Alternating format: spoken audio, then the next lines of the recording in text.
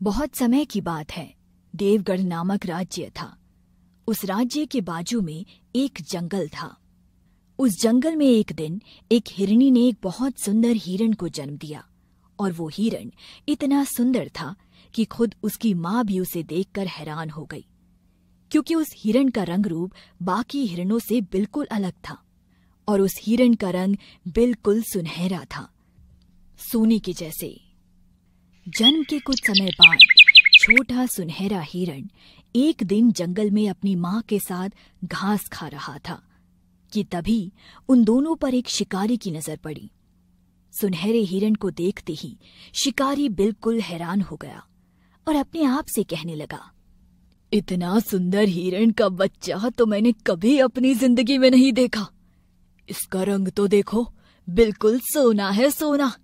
अगर मैं इसे जिंदा पकड़कर नगर में बेच दूं तो मेरी किस्मत ही बदल जाएगी। इसके बाद शिकारी बेहोशी का तीर अपने धनुष पर चढ़ाता है और छोटे हिरण को जैसे ही निशाना बनाता है, उसकी माँ झाड़ियों में छिपे शिकारी को देख लेती है और इससे पहले कि तीर उसके बच्चे को लगता, उसकी माँ तीर के आगे आ जाती है और तीर सीधा हिरनी की आंख में जा लगता है और हिरनी मरते मरते अपने बच्चे से कहती है, भाग बेटा, अपनी जान बचा। सुनहरा हिरण वहां से रोता हुआ जंगल में शिकारी से अपनी जान बचाकर भागता है और शिकारी भी उसके पीछे भागता है।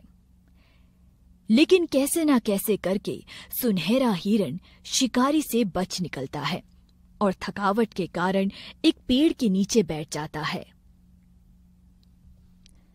देखते ही देखते जंगल में रात ढल जाती है और उसे शिकारी जानवरों की आवाजें सुनाई देने लग जाती है। अपनी माँ के बिना सुनहरा हिरण बहुत डरा हुआ था और तभी अचानक से उसे एक बाघ की आवाज सुनाई देती है और वो डर के मारे कांपने लग जाता है। उसे एहसास होता है कि उसके सामने वाली झाड़ियों में कोई शिकारी छुपा बैठा है। तभी उसे झाड़ियों में दो लाल आंखें दिखाई देती है और सुनहरे हिरण को लगता है कि आज वो बाघ का शिकार बनने वाला है। तभी झाड़ियों से काले रंग का भालू का बच्चा बाहर आता है। छोटा भालू हिरण को कांपता देखकर कहता है, क्या हुआ मेरे दोस्त, तुम इतने डरे हुए क्यों हो? थोड़ी देर तो हिरण चुप रहता है, लेकिन फिर वो छोटे भालू को सारी बात बता देता है। हिरण की बात सुनने के बाद भालू को उस पर तरस आता है और वो उसे अपने साथ अपनी गुफा में ले जाता है, जहां वो उसे खाने के लिए मीठे फल और पीने के लिए पानी देता है। भालू की मांद में पहुंचने के बाद हिरण अब बिल्कुल भी डरा हुआ नहीं है।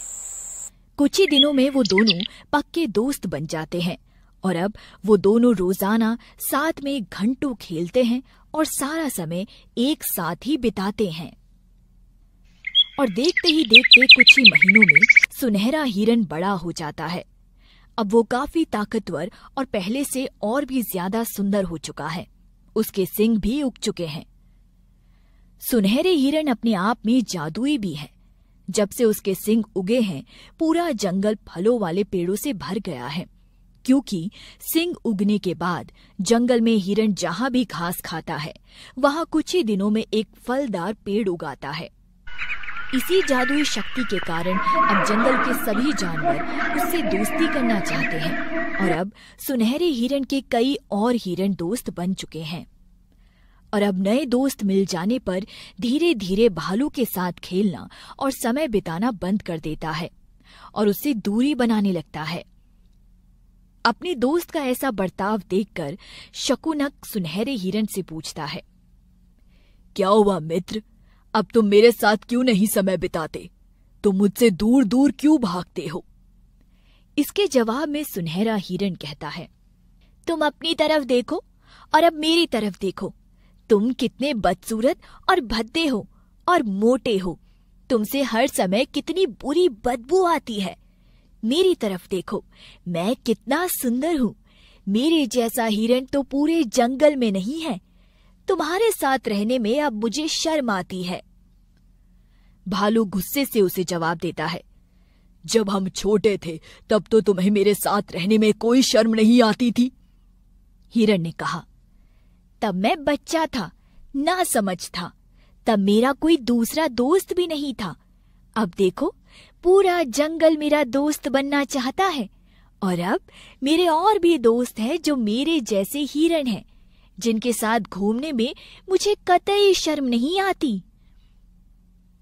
भालू अपने दोस्त की बात सुनकर पहले तो गुस्सा होता है और फिर उदास होकर उसे कहता है, अगर ऐसी बात है तो मैं तुमसे अब कभी मिलने नहीं आऊंगा, लेकिन मेरी एक बात याद रखना, नए मित्र बन जाने पर और अच्छा समय आ जाने पर अपने पुराने मित्र को भूल जाना समझदारी की बात नहीं है। और ये कहने के बाद भालू वहां से चला जाता है। कुछ दिनों बाद उस राज्य में भयानक अकाल पड़ जाता है और राज्य की सारी फसलें सूख जाती है और राज्य के लोग भूख और बीमारी से मरने शुरू हो जाते हैं, जिसके कारण राजा के दरबार में हाहाकार मचना शुरू हो जाता है। एक दिन राजा अकाल के कारण अपने सभी मंत्रियों को दरबार में बुलाता है और उनसे कहता है, हमें जल्द से जल्द इस अकाल को खत्म करना होगा, नहीं तो हमारी सारी प्रजा भूखी मर जाएगी। तभी दरबारियों में मौजूद एक पंडित कहता है, राजन, देवता आपसे बहुत नाराज है और इसी कारण आपके राज्य में ऐसा भयंकर अकाल पड़ा है। तो अब देवताओं को खुश करने के लिए हमें क्या करना होगा?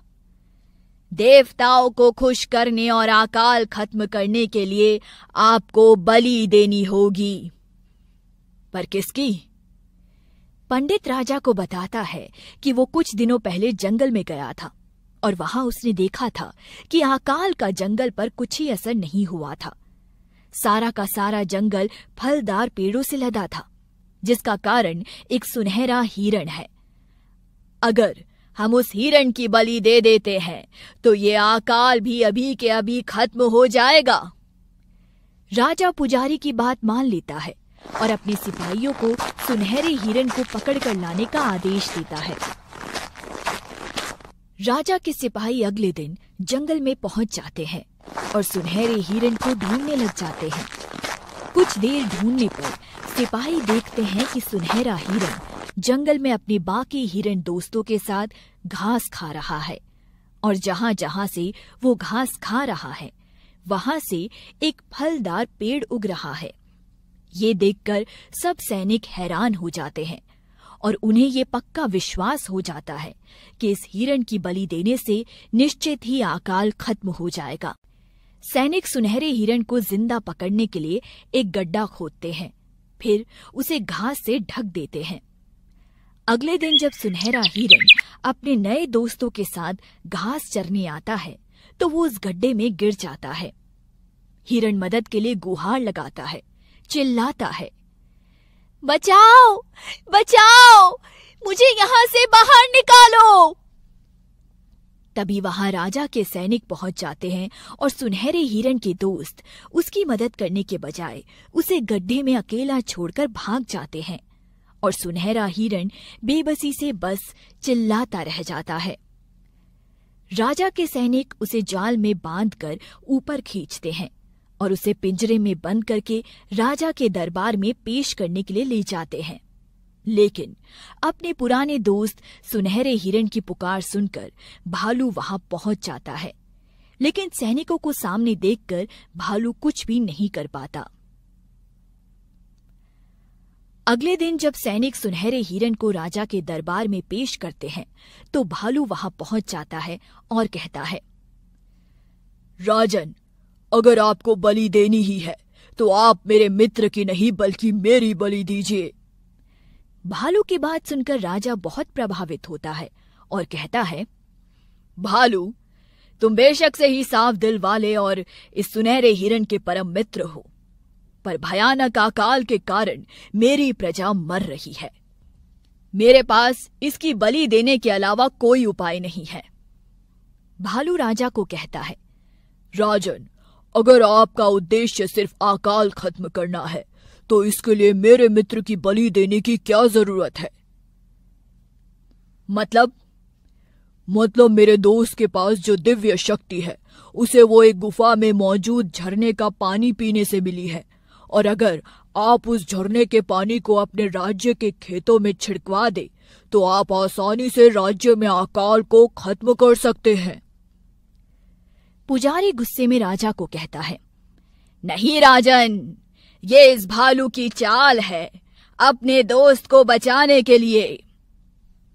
नहीं राजन, उस झरने की एक बूंद एक पूरे खेत को फसलों से लौट देगी, और अगर आपको मेरी बात झूठ लगती है तो आप बेशक से मेरे मित्र की बलि दे दें, लेकिन अगर मेरी बात सच निकली तो इस राज्य में आज के बाद कोई अकाल आपकी प्रजा का कुछ नहीं बिगाड़ पाएगा। राजा कुछ देर सोचता है और फिर कहता है, पुजारी, तुम सैनिकों के साथ इस भालू के साथ जाओ और उस झरने का कुछ पानी लेकर आओ। राजन, मेरे अकेले जाने से कुछ नहीं होगा, आपको मेरे मित्र सुनहरे हिरण को भी भेजना होगा, क्योंकि उस गुफा का रास्ता सिर्फ मेरा दोस्त ही जानता है। ठीक है, साथ में इस हिरण को भी ले जाओ, पर अगर इनकी बात झूठ निकले तो इस हिरण के साथ साथ इस भालू की भी बलि दे देना। राजा का आदेश पाकर पुजारी सैनिकों के साथ भालू और सुनहरे हिरण के साथ जंगल में चला जाता है। भालू पुजारी और सिपाहियों को एक गुफा में ले जाता है और कहता है कि यही वो गुफा है जिसमें वो झरना मौजूद है, और चालाकी से भालू सिपाहियों को धक्का मारकर सुनहरे हिरण को लेकर गुफा से बाहर चिल्लाता हुआ भागता है, और भालू के चिल्लाने की आवाज सुनकर गुफा में मौजूद बाघ, जो अब तक सो रहा था, वो उठ जाता है। इससे पहले कि पुजारी और सिपाही कुछ समझ पाते, बाघ पुजारी और सिपाहियों पर हमला कर देता है, और कुछ देर के अंदर बाघ पुजारी और सिपाहियों के टुकड़े टुकड़े कर देता है। हिरण अपनी जान बच जाने पर अपने दोस्त भालू का शुक्रिया अदा करता है और कहता है, मित्र, मैं तो तुमसे माफी मांगने के लायक भी नहीं हूं। मुझे अपने आप पर शर्म आ रही है कि मैंने तुम्हें इतना भला बुरा कहा, लेकिन फिर भी तुमने मेरी जान बचाने के लिए अपनी जान की भी परवाह नहीं की। तुमने उस समय बिल्कुल ठीक कहा था कि नए दोस्त मिल जाने पर और अच्छा समय आ जाने पर हमें अपने पुराने दोस्तों को नहीं भूल जाना चाहिए, विशेषकर उन दोस्तों को जिन्होंने आपकी उस समय मदद की है और साथ दिया जब आपका बुरा समय चल रहा था। भालू हिरण की माफी स्वीकार कर लेता है और फिर दोबारा से भालू और सुनहरा हिरण पक्के दोस्त बन जाते हैं और साथ रहना शुरू कर देते हैं।